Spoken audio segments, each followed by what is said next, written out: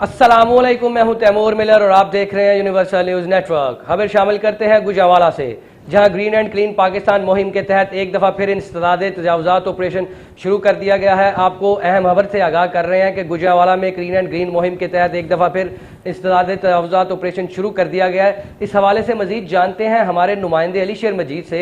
जी अली शेर मजीद, बताइएगा ये ऑपरेशन कब शुरू किया गया है, अभी तक कोई जगह वागजार भी करवाई गई है और ये कितने दिन तक जारी रहेगा?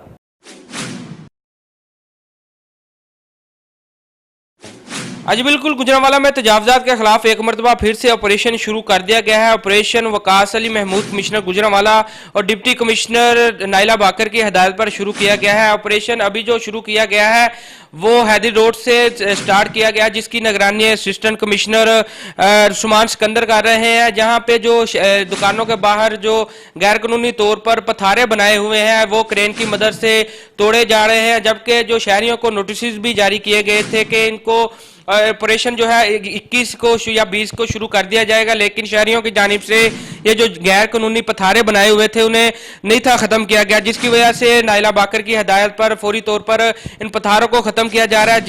इस हवाले से हमने डिप्टी कमिश्नर से बात की तो उनका कहना था कि ये ऑपरेशन तब तक जारी रहेगा जब तक शहर को मुकम्मल तौर पर क्लीन एंड ग्रीन नहीं कर लिया जाएगा। जी।